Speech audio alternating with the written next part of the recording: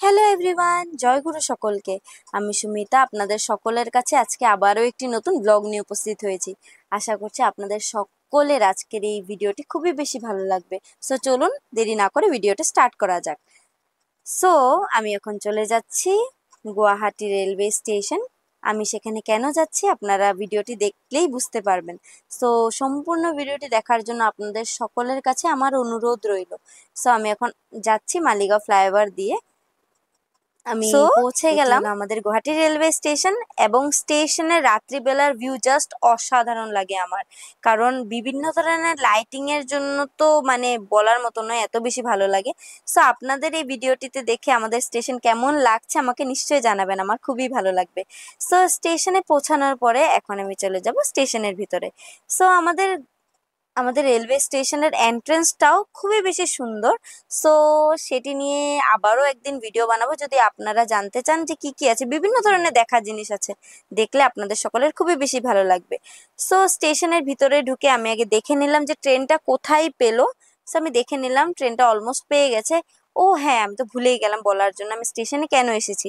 So আমি স্টেশনে এসেছি কারণ আমার আজকে বোন আসছে গোলাঘাট থেকে। সো আমি ওকে এসেছি পিক করতে। সো স্টেশনের ভিতরে ঢুকে ওকে আমি ফোন করে নিলাম যে তুমি কোথায় আছো, কোথায় পেয়েছো।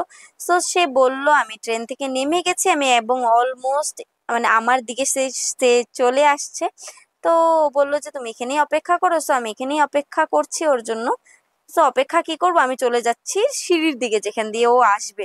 সো আমি ওখানে দেরি না করে চলে যাচ্ছি সিঁড়ির দিকে, অনেকদিন হয়েছে ওকে দেখিনি। সো তার জন্য আমি চলে যাচ্ছি সিঁড়ির দিকে। তো দেখলাম দূরের থেকে ও আসছে এবং আমাকে খুঁজছে। তো আমি ওকে বললাম যে আমি দিকে আসছি, তুমি দিকে চলে আসো। সো পেয়ে গেলাম ওকে। এবং ও আজকে ভীষণ টায়ার্ড, কারণ অফিস থেকে হাফ ডে করে ও ট্রেনের এত লম্বা জার্নি করে এসেছে। এবং আমরা এখন চলে যাচ্ছি পার্কিং এর দিকে স্টেশন থেকে বেরিয়ে। পার্কিং এ কেন যাচ্ছি, কারণ আমার স্কুটিটা পার্কিং এ রাখা আছে, তার জন্য যাচ্ছি। সো আমরা অলমোস্ট পেয়ে গেলাম পার্কিং এর দিকে। সো পার্কিং এ পৌঁছানোর পরে আমাদের পার্কিং এ যতটুকু রেন্ট হয়েছিল ওনাকে পে করে দিলাম। সো আপনারা দেখতে পাচ্ছেন এটি হলো আমাদের স্টেশনের টু হুইলারের পার্কিং। সো আমরা পার্কিং এর ভিতরে ঢুকে আমরা আমাদের স্কুটিও পেয়ে গেলাম। এখন আমি ওকে বললাম যে আসার সময় তো আমি চালিয়ে এসেছি, এখন তুমি চালাও।